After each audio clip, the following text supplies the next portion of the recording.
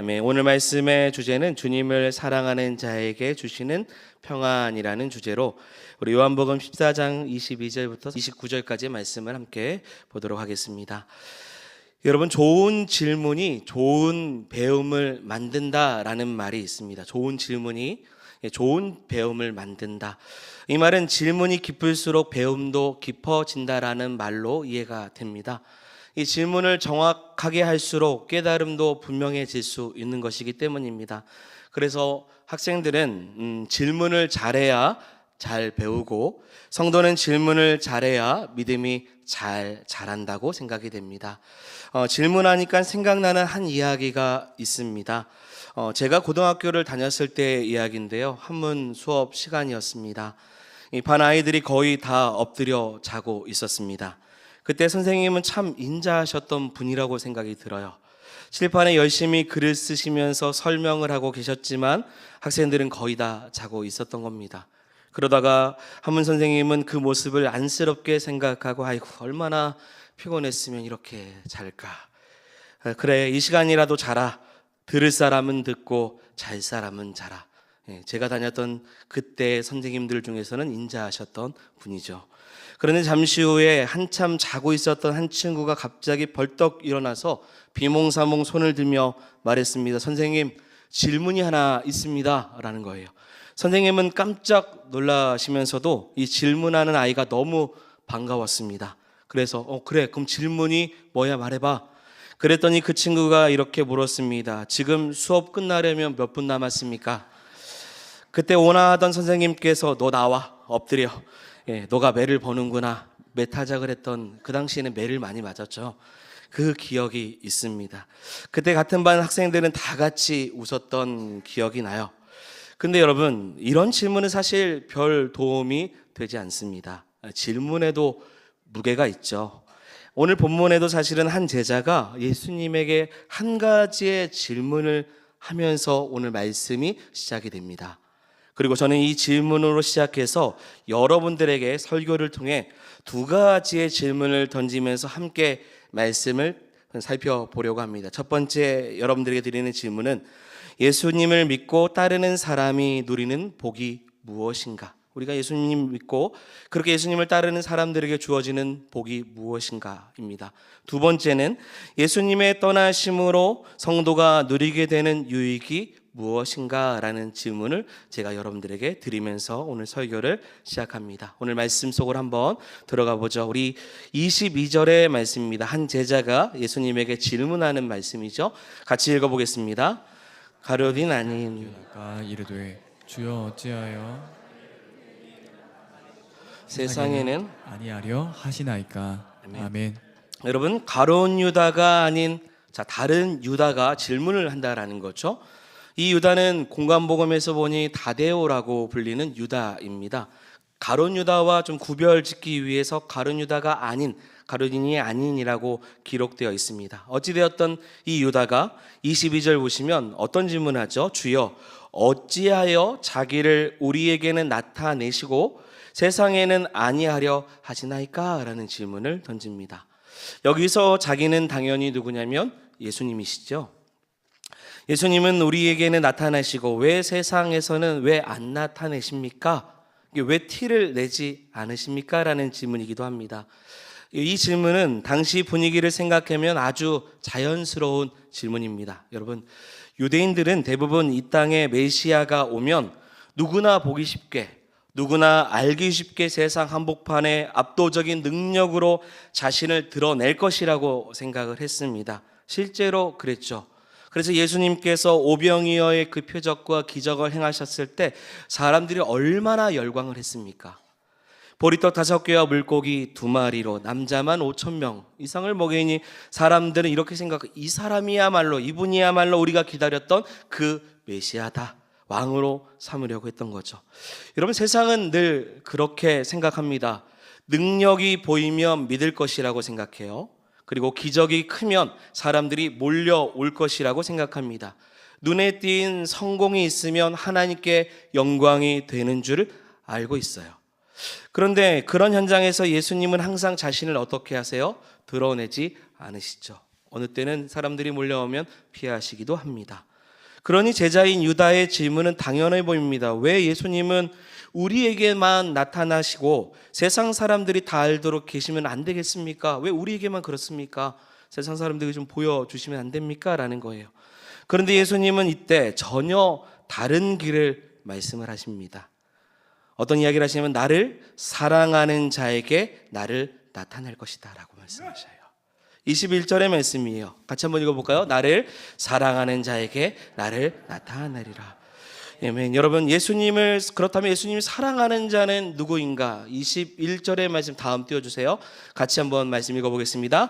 나의 계명을 지키는 자라야 나를 사랑하는 자니. 나를 사랑하는 자. 내 아버지께 사랑을 받을 것이요 나도 그를 사랑하여 그에게 나를 나타나리라. 아멘. 아멘. 나의 계명을 지키는 자가 뭐예요? 나를 사랑하는 자고 나는 그에게 나타날 것이다 라는 거죠. 왜 그렇습니까? 능력은 이미 많이 보여주셨기 때문이죠. 그러나 분명하게 보여준 것만으로도 사람이 바뀌지 않음을 주님께서는 알고 계시기 때문입니다. 여러분, 사람은 기적을 보고도 떠납니다. 은혜를 체험하고도 돌아서요. 유익을 얻고도 변하지 않아요. 예수님 당시에도 그랬어요. 수많은 기적을 보고도 끝까지 남은 자는 많지 않아요. 예수님을 그렇게 따라다녔던 제자들 그렇습니다.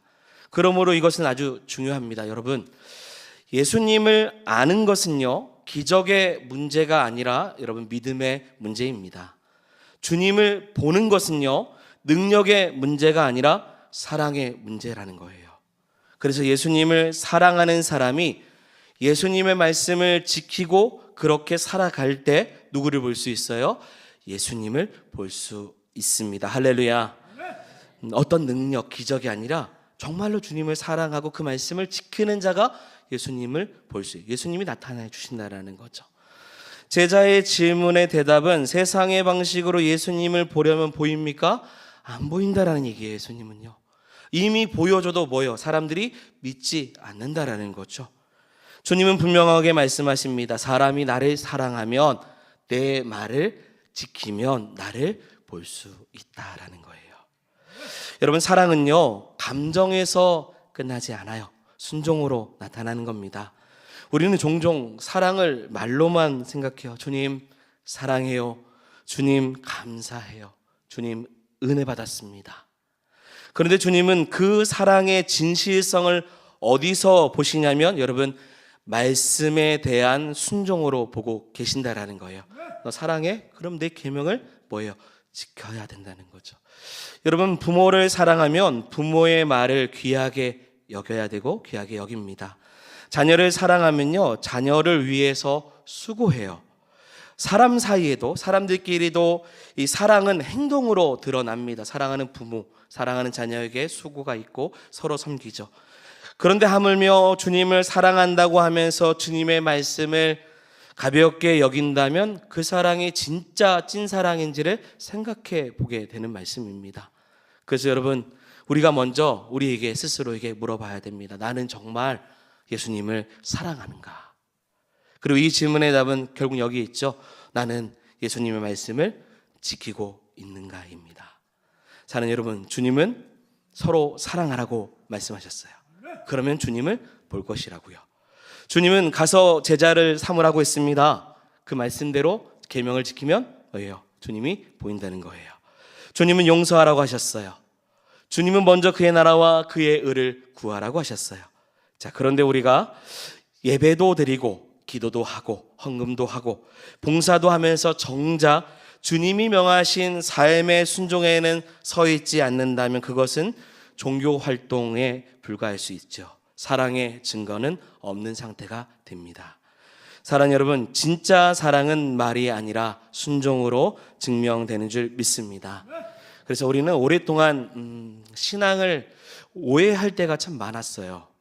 예수님 믿으면 복을 받는다는 말을 할 때 그 복을 세상적 형통함으로 대입해서 생각할 때가 참 많았습니다. 잘 되는 거, 높아지는 거, 많이 갖는 거, 크게 되는 거, 그것이 복이라고 생각을 했어요. 물론 여러분, 하나님은 복의 근원이 되십니다. 복을 주셔요. 그러나 복의 본질은 세상에서 말하는 성공과 다르다는 거예요. 세상에서 높아지는 것이 자동으로 하나님께 영광이 되는 것이 아닙니다, 여러분. 성공했다고 반드시 하나님께 영광이 되는 것이 아니라는 거예요.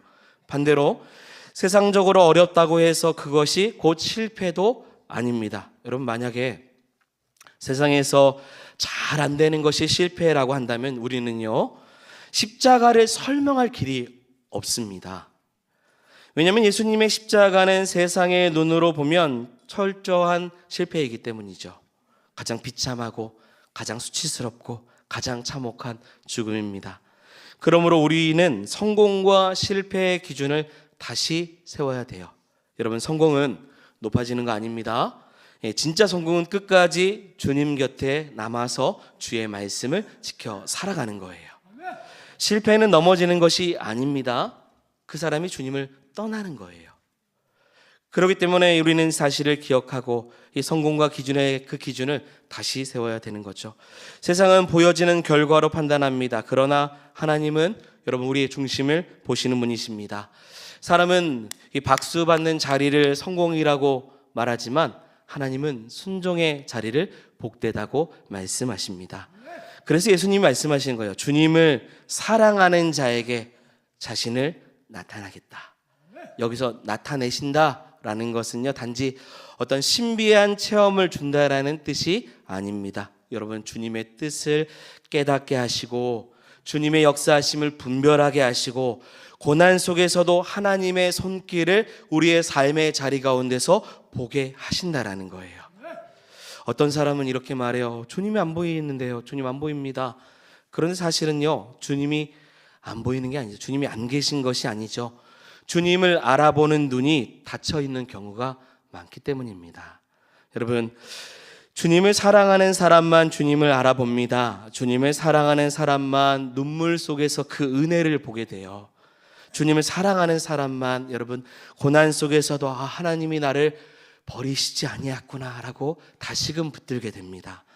주님을 사랑하는 사람만 이 길도 주님이 허락하신 길이구나라고 배우게 되고요. 주님을 사랑하는 사람만 그 계명 말씀을 지켜 순종함으로 누구를 봐요?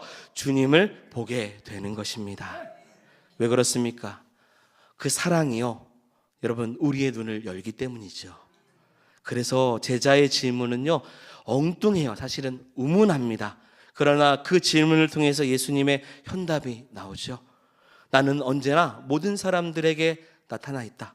그러나 그것을 볼 수 있는 눈이 없다라는 거예요. 나를 보고 싶으면 나를 사랑하고 계명을 지켜라. 그러면 내가 그에게 나타나겠다라는 거예요. 그리고 주님은 놀라운 약속 하나를 더 주십니다. 말씀 다음 거 띄워주시면 같이 읽어보겠습니다. 우리가 그에게 가서 거처를 그와 함께 하리라. 아멘. 여러분, 여기서 거처라는 말이 나오는데, 자, 요한복음 우리가 읽은 말씀이 어디죠? 14장이에요. 이 단어는 굉장히 중요한 단어입니다. 우리가 지난주에 요한복음 14장 본 거 기억하십니까? 14장 2절에 예수님은 내 아버지의 집에 뭐 할 곳이 많다고요? 거할 곳이 많도다라고 말씀하셨어요. 거기서 이제 거할 곳, 2절의 거할 곳과 지금 본문에 나오는 거처가 같은 단어예요. 이게 무슨 뜻이냐면, 자, 예수님은 장차 우리가 영원히 거할 처 어디예요? 천국을 준비하러 가셨는데 동시에, 자 보십시오, 지금 이 땅에서도, 지금 우리가 살고 있죠, 이 땅에서도 주님을 사랑하고요, 주의 말씀에 순종하며 그 안에 거하기를 원하는 사람들에게 하나님이 뭐 하신다는 거예요? 거하신다라는 거예요. 그와 함께 하시는 거예요. 그래서 여러분, 그곳에 가서 천국을 누리지만 이 땅에서도 뭘 누려요? 천국을 누릴 수 있어요. 우리 안에 주님이 거하시기 때문이죠. 여러분, 이보다 더 큰 복이 어디 있습니까? 돈이 많아도요, 하나님이 함께하지 않으면 공허합니다. 건강이 있어도 하나님이 함께하지 않으면 불안해요. 사람이 알아줘도요, 하나님이 함께하지 않으면 참 평안이 없습니다. 그러나 여러분, 하나님이 함께하시면 달라집니다. 성도의 가장 큰 축복 중에 하나, 우리가 1월 첫째 주에 보았던 말씀 주제인데 뭐냐면 하나님의 임재입니다. 그리고 성도의 가장 큰 축복은 오늘 말씀처럼 원하는 것을 많이 얻는 것이 아니라 하나님이 함께 하시는 것입니다. 그래서 예수님께서 자녀된 우리와 함께 하시고자 이 땅에 뭐 하셨어요? 성육신하신 거죠. 특별히 3월은 그렇게 기억해야 될 날들입니다. 반대로 예수님을 사랑하지 않는 자에게는 어떻게 됩니까? 24절의 말씀 같이 읽겠습니다. 나를 사랑하지 아니하는 자는 내 말을 지키지 지키지 아니하나니 너희가 듣는 말은 내 말이 아니요 나를 보내신 아버지의 말씀이니라. 아멘. 아멘. 여러분, 예수님의 말씀은 그냥 좋은 교훈 말씀이 아니죠. 누구로부터 온 거죠? 하나님 아버지께로부터 온 말씀입니다. 그러므로 예수님의 말씀을 거절한다라는 것은 결국 누구의 말씀을 거절해요? 하나님 아버지의 말씀을 거절하는 것입니다. 여러분, 교회는 무엇입니까? 예수님의 말씀이 진리임을 믿는 사람들의 모임입니다. 그리고 교회는 예수님을 구주, 주님으로 고백하며 모인 사람들의 공동체가 교회입니다. 그러므로 교회 안에 있으면서 예수님의 말씀과 상관없는 삶, 입술은 믿음을 말하지만 삶은 세상을 따라가는 그런 신앙을 가지고 있다면 그것은 참된 사랑의 삶이 아닌 것입니다. 오늘 주일 이 시간 주님은 우리에게도 묻습니다. 너는 나를 사랑하느냐? 그러면 너는 내 말을 지키고 있느냐? 그렇다면 내가 너희를 사랑한 것처럼 서로 사랑해야 되지 않느냐? 서로 용서해야 되지 않느냐? 하나님을 사랑한다고 하면서 여러분 원수까지 사랑해야 되지 않느냐? 그렇게 말씀을 지킬 때 내가 너와 영원히 함께 하리라. 여러분, 이것이 예수님을 믿고 따르는 사람들이 오늘 본문을 통해 누리는 복입니다. 예수님을 사랑함으로 그 말씀의 순종 안에서 주님이 자신을 나타내고 하나님께서 그와 함께 하심을 거하게 하도록 고난 속에서도 주님의 손길을 보게 하시는 귀한 은혜가 여러분 예수님을 믿고 따르는 사람들에게 주어지는 복입니다. 여러분, 예수님을 보고 계십니까? 예수님이 여러분들의 인생 가운데 나타나 계십니까? 여러분, 예수님이 우리와 함께 하심을 여러분 삶 속에서 누리는 성도들이 되기를 원합니다. 이게 가장 큰 복이에요. 주님 알고 주님과 함께 거하며 주님의 임재 안에 사는 것이죠. 두 번째, 예수님이 떠나심으로 누리게 되는 유익이에요. 이게 무엇입니까? 25절의 말씀을 같이 읽어보겠습니다. 내가 아직 너희와 함께 있어서 이 말을 너희에게 하였거니와. 아멘. 지금까지는 아직 제자들은 예수님을 눈으로 보고 배우고 있습니다. 귀로 듣고 있었고요. 그리고 함께 다녔습니다. 함께 먹고 마시며 배웠어요. 그런데 이제 예수님이 어떠하신다는 거예요? 떠나 가신다는 거죠. 그러면 여러분, 제자들은 어떻게 됩니까? 누가 그들을 가르칩니까? 누가 그들의 마음을 붙들어줘요? 그래서 예수님께서는 떠나시면서 이렇게 26절에 그들에게 귀한 말씀을 주십니다. 같이 읽겠습니다. 보혜사 곧 아버지께서 내 이름으로 보내실 성령, 그가 너희에게 모든 것을 가르치고 내가 너희에게 말한 모든 것을 생각나게 하리라. 아멘. 여러분, 얼마나 놀라운 말씀입니까? 예수님은 떠나시지만 제자들을 그냥 버려두지 않으셨어요. 저와 여러분들을 버려두지 않으시죠. 보혜사 성령께서 오셔서 모든 것을 가르치시고 예수님이 하신 모든 말씀이 뭐 한다는 것? 생각나게 하신다라는 거예요. 이것이 오늘 우리에게도 일어나는 일인 줄 믿습니다. 사실 우리는 예수님을 육안으로, 우리 육체의 눈으로 본 적이 없습니다. 예수님의 음성을 직접 이렇게 들어본 적도 흔치 않습니다. 그런데 여러분, 말씀을 듣다가 마음이 열리기 시작해요. 말씀을 읽다가 마음이 찔리기 시작합니다. 살다가 문득 어느 말씀이 떠올리기 시작해요. 넘어질 뻔한 자리에서 성경의 말씀이 나를 붙잡아 줍니다. 왜 그렇습니까? 성령께서 우리를 가르쳐 주시기 때문입니다. 성령께서 생각나게 하시는 거예요. 설교자는 오늘 제가 여러분들에게 입술을 통해서 전하지만 그러나 깨닫게 하시는 분은 성령 하나님이십니다. 우리가 오늘 읽었던 말씀, 성경 구절도 눈으로 보고 입술로 고백했지만 이 말씀이 마음에 새겨지는 역사는 결국은 성령의 역사인 것입니다. 그러니 예수님을 떠나보낸 일이 제자들에게 손해인 것처럼 보이나 사실은 더 깊은 유익이 있어요. 왜요? 우리 안에 계시는 성령 하나님께서 다시금 우리에게 찾아와 주셔서 우리를 새롭게 하시기 때문입니다. 가르쳐 주시고 또한 인도해 주시죠. 그래서 성령께서 오시면서 제자들의 삶이 달라졌어요. 여러분, 이전에 제자들은 세속적이었습니다. 누가 크냐라고 싸우죠. 높은 자리를 꿈꿨습니다. 예수님의 나라를 자기 영광의 기회로 삼았던 사람들이죠. 오해를 했어요. 그런데 성령께서 오신 뒤에 달라졌습니다. 자기 자리를 찾던 사람들이요, 복음의 종이 되기 시작해요. 자기의 목숨을 붙들고 살았던 사람들이 복음을 위해서 목숨을 내놓기 시작을 합니다. 자신의 영광을 구했던 사람들이 예수님의 영광을 위해서 살기 시작해요. 이것이 성령의 역사입니다. 그러므로 사랑하는 여러분, 말씀을 들을 때마다 여러분들도 이렇게 기도하시기 바랍니다. 성령님, 내 귀를 열어 주시옵소서. 성령님, 내 눈을 열어 주시옵소서. 성령님, 말씀을 아는 데서 끝나지 않게 하시고 순종하게 인도하여 주시옵소서. 그래서 예수님은 이제 제자들을 떠나시지만 이것이 오히려 손해가 아니라 유익이라고 말씀하심을 우리가 알게 하여 주시옵소서. 눈앞에는 주님이 사라진 것처럼 보이지만 사실은 그 길은 더 큰 은혜로 가는 길로 하나님 우리가 알게 하여 주시옵소서. 이러면서 본문에 이제 주님이 떠나시는 것이 왜 유익인지를 세 가지로 우리에게 소개하고 있습니다. 세 가지 살펴보는데요. 첫 번째는 오늘 주제 말씀에 있는 단어 중에 하나입니다. 첫 번째는 평안입니다. 주님이 사랑하는 자에게 주시는 평안이죠. 우리 27절의 말씀입니다. 같이 읽겠습니다. 평안을 너희에게 그치노니 나의 평안을 너희에게 주노라. 내가 너희에게 주는 것은 세상이 주는 것과 같이 아니하리라. 너희는 마음에 근심하지도 말고 두려워하지도 말라. 아멘. 여러분, 여기서 평안, 히브리어로는 잘 알고 있는 샬롬이라는 단어죠. 그럼 우리가 샬롬 하면 교회에서는 기분 좋은 인사처럼 생각을 할 때가 있습니다. 우리 옆에 계신 분들하고 인사합시다. 뭐 샬롬 이렇게 인사 많이 하잖아요. 의미적으로 그렇게 인사로 생각합니다. 또 의미적으로는 이 평안이라는 단어를 갖고 있기 때문에 아무런 문제가 없는 상태, 고요하고 조용한 그 마음의 상태를 의미한다고 생각을 해요. 자, 그런데 진짜 샬롬의 의미는 여러분, 깨진 것이 다시 회복되는 상태를 말하는 단어가 샬롬입니다. 깨진 것이 다시 회복되는 거예요. 여러분, 인간은 태어날 때부터 이미 원죄로 인해서 하나님과의 관계가 깨져 있습니다. 샬롬이 깨진 상태죠. 죄로 인하여서 하나님과 원수되었고, 여러분 사람들끼리도 왜 미워해요? 다 깨져 있는 상태이기 때문입니다. 세상에는 왜 폭력이 있습니까? 불안합니까? 두렵습니까? 왜 그런 세상이 가득합니까?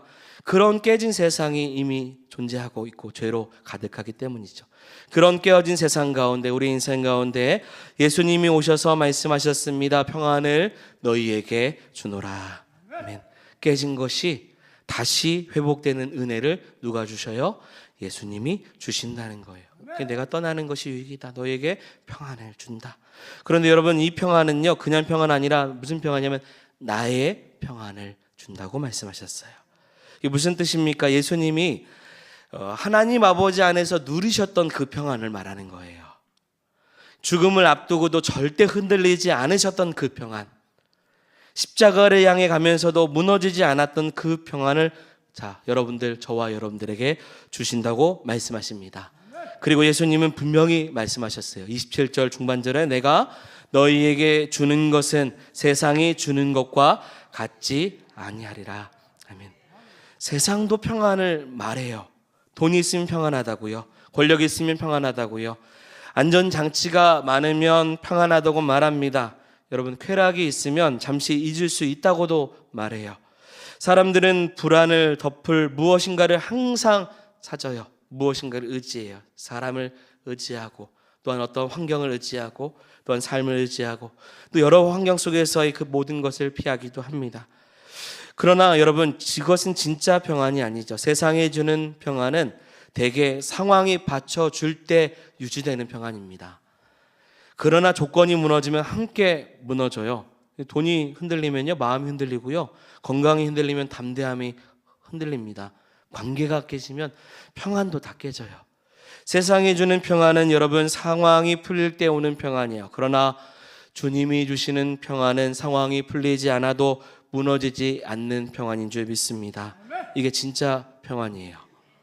평안은 아무 일도 없는 데서만 드러나는 게 아니에요. 오히려 지금 내가 너무 힘들고 어렵고 흔들리는 상황 속에 있을지라도 그 가운데 진가가 드러납니다. 병상 가운데 있을지라도 내 마음이 상실 가운데 있고 관계의 아픔 속에 있을 때 미래가 보이지 않는 그 자리 속에서도 마음 깊은 곳에서 주님이 나와 함께 하신다라는 그 확신이 살아있는 것, 그것이 주님의 평안입니다. 각자마다 이 불안함이 있어요. 그리고 이 불안함 속에서 염려되는 게 있습니다. 어떤 이들은 직장이나 관계나 또 뭐 자녀를 낳으시는 분들 출산이나 또한 자녀를 키우는 과정이나 학교 생활이나 미래 비전이나 언제나 여러분 우리의 삶은 불안해요. 하지만 마음 깊은 곳에서 주님이 나와 함께 하심을 하면 그 확신이 있으면 그 평안은 누구도 깰 수 없습니다. 그러므로 예수님은 제자들에게 말씀하시죠. 27절 마지막 하반절에 보시면 같이 읽겠습니다. 너희는 마음에 근심하지 두려워하지도 말라. 아멘. 이것은 14장 1절에도 나왔죠. 근심하지 말라고요. 하나님을 믿고 너도 나를 믿으라고 말씀하셨어요. 왜 제자들이 자꾸 근심합니까? 우리가 왜 걱정하고 두려워합니까? 주님의 말씀을 아직도 다 이해하지 못하고 믿지 못하기 때문이죠. 주님의 떠나심을 상실로 보고 있는 겁니다. 십자가를 패배로 봐요. 예수님이 죽으시고 십자가에 달리신다라는 것을 그냥 실패로 보고 있는 겁니다. 우리도 그렇죠. 근심과 두려움이 밀려올 때가 많아요. 각자마다 그 마음속에서 흔들릴 때가 있습니다. 그럴 때 여러분 우리가 붙들어야 될 것은 기억하십시오. 주님의 사랑입니다. 주님의 사랑을 믿는 사람은 두려움 속에서도 무너지지 않아요. 세상이 우리의 몸을 흔들 수 있어도 여러분 주님의 손에서 우리의 영혼을 빼앗을 수 없습니다. 로마서 8장의 말씀을 같이 선포하면서 읽어볼까요? 37절부터 읽겠습니다. 그러나 이 모든 일에 우리를 사랑하시는 내가 확신하노니 사망이나 생명이나 천사들이나 권세자들이나 현재일이나 장래일이나 능력이나 높음이나 깊음이나 다른 어떤 피조물이라도 우리 주 그리스도 예수 안에 하나님의 사랑에서 끊을 수 없느니라. 아멘. 우리 주 예수 그리스도의 그 있는 하나님의 사랑을 그 누구도 세상의 그 무엇도 끊을 수 없는 줄 믿습니다. 예수님의 십자가와의 그 부활은 그 사랑의 결정적인 증거예요. 그러므로 우리가 주님이 지금 떠났지만 근심하지 않아야 될 이유는 오히려 이로 인해서 평안의 근거가 되기 때문입니다. 이게 첫 번째, 주님 떠나심으로 주시는 유익. 두 번째는 기쁨입니다. 28절에 짧게 보도록 하죠. 같이 28절 읽겠습니다. 내가 너희에게로 온다 하는 말을 너희가 들었나. 나를 사랑하였더라면 내가 아버지께로 감을 기뻐하였으리라. 아버지는 나보다 크심이라. 아멘. 예수님은 참 놀라운 말씀을 하셨습니다. 너희가 정말 나를 사랑했다면 내가 아버지께로 가는 것을 뭐 한다고 해요? 기뻐할 것이다 라고 말하는 거예요. 왜 그렇습니까? 예수님의 떠나심은 단순한 이별이 아니기 때문이에요. 여러분 예수님의 그 죽으심 뒤에는 뭐가 있냐면 아버지의 권능이 있습니다. 예수님의 그 순종, 십자가 앞에서 순종은 결국 하나님의 영광이 돼요. 만일 예수님의 죽음이 단지 죽음으로만 끝났다면 제자들이 어찌 기뻐할 수 있겠습니까? 그러나 아버지는 여러분 말씀 보십시오. 크신 분이십니다. 죽음을 끝으로 두지 않으시는 분이에요. 예수님을 십자가에 달리심으로 끝내는 분이 아니십니다. 그 뒤에 무엇을 준비하셔요? 부활하시게 하셔요. 그 모든 상황을 뒤집어 바꾸십니다. 그러므로 예수님의 떠나심은 무슨 문이 열리는 거예요? 구원의 문이 열리는 것입니다. 그래서 여러분 오히려 예수님이 죽으셨다, 그건 우리가 기뻐할 일이에요. 왜 그렇습니까? 우리의 죄를 사해 주셨기 때문입니다. 이것이 기쁨이 여러분들에게 있기를 원합니다. 세 번째 마지막이에요. 29절의 말씀입니다. 읽겠습니다. 이제 일이 일어나기 전에 너희에게 말하는 것은 일이 일어날 때 너희로 믿게 하려 함이라. 아멘. 예수님은 앞으로 십자가에 달리시는 그 사건을 미리 말씀하셨어요. 그리고 말씀하시는 그 이유가 무엇인지를 말씀하셨죠. 사건이 벌어지기 전에 이 말씀하신 이유는 제자들이 뭐 하지 않도록요, 낙심하지 않게 하기 위한 거죠. 오히려 맞다, 주님의 말씀이 참되었구나, 그것을 믿게 하려 하신다라는 겁니다. 제자들의 믿음은 아직 완전하지 않았어요. 믿기는 했지만 흔들릴 수 있는 믿음입니다. 시험이 오면 무너질 수 있는 믿음이요, 사람 때문에 넘어지는 믿음입니다. 실제로 다 도망갔어요. 다 부인했습니다. 그리고 배반합니다. 그런데 주님이 떠나시고 누가 오셔요? 성령께서 오십니다. 그리고 그들이 달라지기 시작해요. 말씀이 성취되는 그 현실을 보면서 믿음이 깊어지기 시작하는 거예요. 그렇게 말씀하셨던 것을 깨닫기 시작합니다. 여러분, 믿음은 눈앞의 현실보다 여러분 하나님의 말씀을 더 참되다고 붙드는 것입니다. 지금은 이해가 되지 않아도 나중에 돌아보면 아, 그때 주님이 이 말씀을 하셨구나라는 순간이 오는 거예요. 그때는 깜깜했는데 지나고 보니까 주님의 말씀이 거기 있구나. 그래서 우리가 낙심하지 않게 되는 거예요. 지금 다 이해가 되지 않아도 괜찮습니다. 성령께서는 때가 되면 깨닫게 하시기 때문이죠. 말씀은 헛되이 사라지지 않습니다. 반드시 우리를 다시금 붙드는 날로 우리를 인도해 주시기 때문입니다. 여러분, 결론입니다. 말씀의 내용이 좀 원론적이었지만 사랑하는 여러분, 우리가 예수님을 믿고 따르는 것은 세상에서 더 높아지기 위한 길이 아닙니다. 주님을 더 깊이 알고 주님과 함께 거하며 주님의 평안 안에 사는 길이었기 때문입니다. 그래서 주님을 사랑하고 그 말씀 안에 순종하는 자에게 주님은 자신을 나타내십니다. 그리고 그 사람을 홀로 두지 않으셔요. 하나님께서 함께 거하시고 성령께서 붙드시고 세상에 줄 수 없는 평안으로 채워주십니다. 지금은 이해가 되지 않아도 훗날에 그 모든 것을 깨닫게 하시고 말씀으로 회복되게 하십니다. 그런 사랑하는 여러분, 혹시 오늘 눈물 가운데 있습니까? 혹시 오늘 두려움 가운데 있습니까? 오늘 혹시 설명하기 어려운 그 무거움 가운데 있는 성도들이 있습니까? 기억하십시오. 주님이 함께 하시면 끝난 것이 아닙니다. 주님의 떠나심은 상실이 아니라 더 깊은 은혜로 우리를 인도해 주시기 때문입니다. 그리고 주님의 평안은 지금도 우리를 붙들어 주시고 오늘도 주님은 우리에게 말씀해 주십니다. 나의 평안을 너희에게 주노라. 이 말씀 붙들고 주님을 더 사랑하고 그 말씀에 순종하여서 주님의 평안 안에 살아가는 저와 여러분들이 되기를 주의 이름으로 축원드립니다. 아멘. 우리 말씀 같이 기억하며 함께 찬양하겠습니다.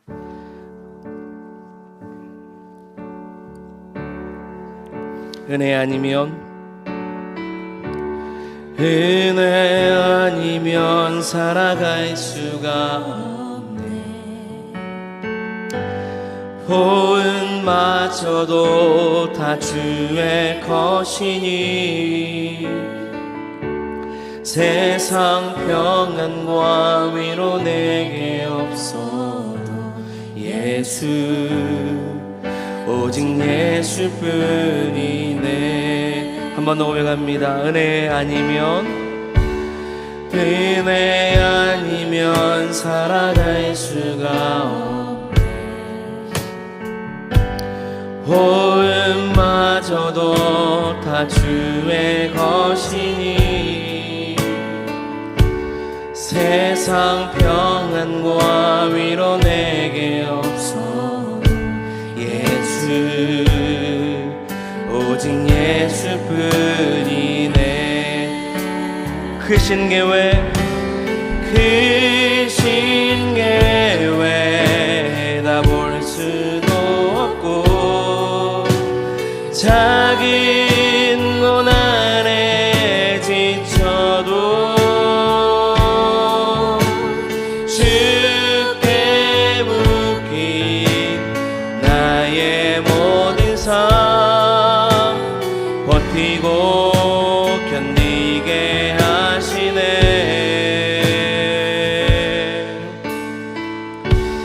은혜 아니면 살아갈 수가 없네. 나의 모든 것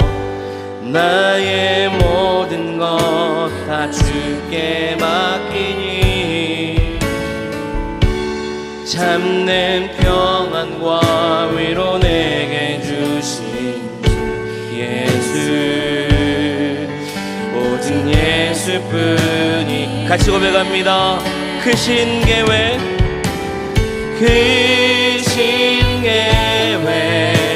다 볼 수도